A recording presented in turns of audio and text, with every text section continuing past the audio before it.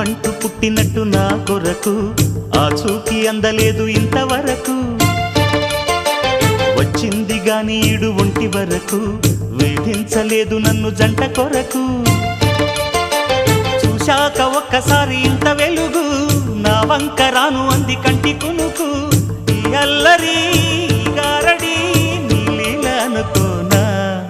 నీ పేరు ప్రేమ అవునా ఇవాళే నిన్ను పోల్చుకుందా